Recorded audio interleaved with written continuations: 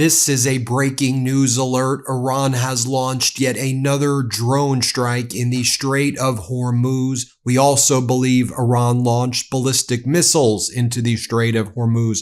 There has been a number of explosions heard around the Sirik area. We're waiting to see if there's any confirmation of any tankers, of any other ships that may have been hit by the Iranian ballistic missile and drone strikes that took place moments ago. Took place 10:20 p.m. Iranian time in the evening. There seems to be a lot of activity there as well. The U.S. Air Force also seems to be active. You have 5 KC-135s, a KC-46A as well. We are looking to see if there's any additional data. We will bring it to you live. This comes at the same time The Guardian just dropped a blockbuster report showing how Donald Trump's catastrophic and disastrous war in Iran has bankrupted the U.S. Navy.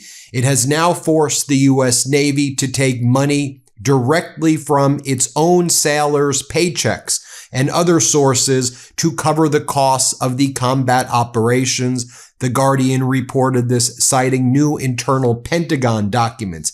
They are FUCKED. They shot all of their weapons. They trashed all of their ships. They ran out of money, a former U.S. military officer now working for a Navy contracting company told The Guardian.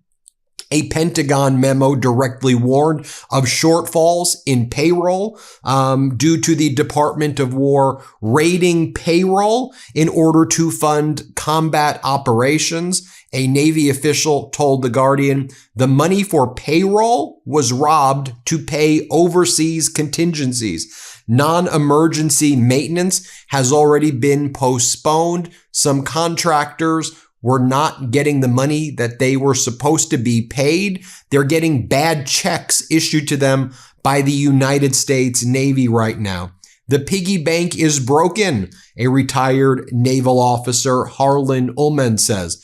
The war has depleted U.S. munitions, wrecked Middle Eastern U.S. bases, left a $67 billion Iran war emergency funding request currently stalled in Congress. The U.S. Navy's $300 billion annual budget did not account for the Iran war.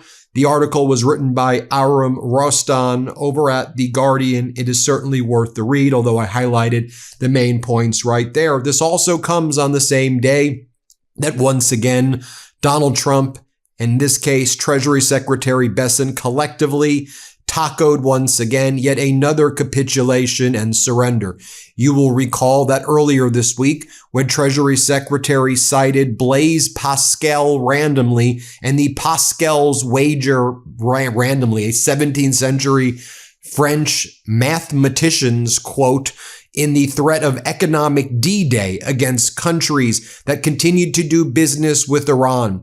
Bessent said he would give countries until Friday, and then he would make an announcement that would destroy any country that dared do business with Iran. Well, immediately, China's foreign minister Wang Yi said, we will continue doing business with Iran. Thereafter, Russia made it clear not only will it be doing business with Iran, it's going to be expediting the $25 billion nuclear programs in Iran, and that's in addition to the Bushehr joint venture nuclear plant that Iran and Russia works on together.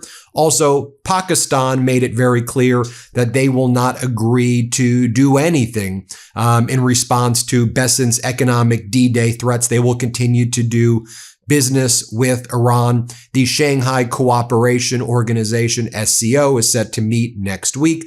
That is led, of course, by China. Iran will be in attendance. They will be represented at the highest level. President Pezeshkian, Iran's member of parliament leader, MB Ghalibaf, Foreign Minister Araghchi will all be there. And there's expected to be some big deals announced with Russia, with China, with North Korea, and other BRICS nations for Iran. So, because every country now recognizes that the U.S. has run out of weapons and run out of money, what is Treasury Secretary Bessent doing on Friday. He said today was the day that he would carry out the execution of economic D-Day. He says, this is what his post was. Treasury promised to sever every economic lifeline Tehran has left and finally end the threat of the Iranian regime. We also warn that Iran's enablers cannot continue to enjoy access to the US dollar and the global financial system. Bank Misr UAE decided to find out the hard way, and today we are taking the first step in holding it accountable for its continued egregious support of the Iranian regime. So you're taking the first step to hold Bank Misr UAE accountable.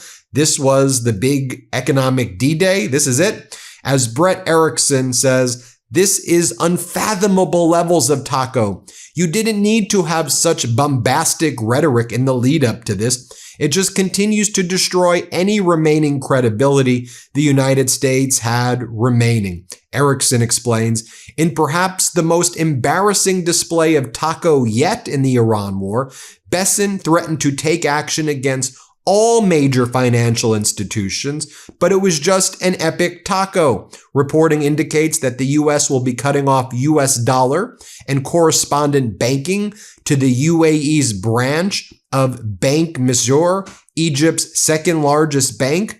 Now you may say, Egypt's second largest bank, but the United States didn't even sanction it. It can still legally conduct business. The Trump administration literally only cut off dollar clearing and correspondent banking access to a single branch. This is the clearest indication that the world can receive that there is no way the Trump regime ever carries out its threats, and it shows how weak it is. All other sources are saying that U.S. Treasury Secretary Besson, the U.S. is launching this economic D-Day. Besson said but what he's doing is a 30-day process to block dollar wiring at one Egyptian bank's UAE branches and blacklisted a Dubai branch manager plus a small Hong Kong shell company. That's what the United States has been reduced to. And talking about what the U.S. has been reduced to, Donald Trump posting weird AI memes of himself. No more Mr. Nice Guy with a semi-automatic weapon. And apparently Iranian cities being blown up, or some cities that are being blown up. The fall of CENTCOM has been a very tragic thing to observe as well. You had Brad Cooper, the CENTCOM commander, posting a video yesterday saying that the U.S. now controls the Strait of Hormuz. We've demined all of the Strait of Hormuz, which is just not true at all. And then he posted weird royalty-free Adobe stock video of the Strait of Hormuz, or boats in general, not like the war. Just like random videos of the boat and random military videos versus what's actually going on in the Strait of Hormuz right now. A reminder, here is what he said. Let's play it. As recently announced, the U.S. military has achieved a major milestone in the Strait of Hormuz. We have successfully cleared sea mines in the Strait's international shipping lanes that were laid months ago by Iran's Islamic Revolutionary Guard Corps. Internationally recognized transit routes in the Strait are free of Iranian sea mines thanks to the incredible work of the U.S. military. And while all of that was going on, you had Donald Trump in Houston. Houston, we have a problem. He doesn't know how to use a phone. He was ranting and raving like a lunatic on the landline phone. You'll be able to notice in the background, Natalie Harp's there. She looks on very pleased about the psychotic behavior of Donald. Here, play this clip. And frankly, the military put their foot down. The military absolutely put their foot down. They wouldn't let that happen. There was almost a revolt, and now it's a part of the whole thing. A lot of the victories, when you look at Venezuela, when you look at what we've done with the drug people coming in by boat and by land, frankly, that people don't know about so much. We get all that information from space and from what the people hear and what some others are doing. So it's incredible. Incredible how important it is. Such a big deal. Donald Trump is speaking to people on the International Space Station while he's at the Houston NATO headquarters. And Donald Trump starts to compliment how good looking one of the astronauts are and what a great mustache he has. Let's play this clip. Would you like to say with that beautiful mustache? I want to get a mustache like. Would you like to say something? Go ahead. Absolutely, sir. I appreciate it. Yeah, the mustache is a lot of fun. You definitely have to have one in space. It's great in microgravity. And then Donald Trump is very weird about the family members wanted to say hi to their family members who were on the International Space Station, and Trump wanted to make it all about himself. You can see for yourself. Hi, it's Anna. Great to see you guys up there. We love you guys. You're doing a great job. Hi, babe. Have a good time up there. We'll see you soon.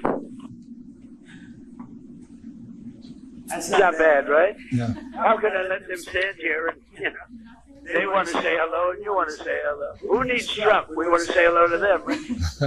It's an honor. This was a big day. And it's a big day actually for our country. And as I noted, Pakistan, China, Russia, all countries are continuing to do business with Iran. No one took economic D-Day seriously. Iran's Secretary of the Supreme National Security Council, Mohsen Razi, just said, if the United States commits any act of aggression against Iran, we will inflict a disaster upon their military and economic interests that will be recorded in history. Well, that's where we are, folks. We'll keep you posted every step of the way, as always. When we learn more about the strikes that in the Strait of Hormuz, we'll keep you posted. Thanks for watching, everybody. Before you go, our book, WTF America, is available for pre-order now. It's the story of how we got here and how we fight our way back. To pre-order, scan the QR code or click the link in the description. Let's do this.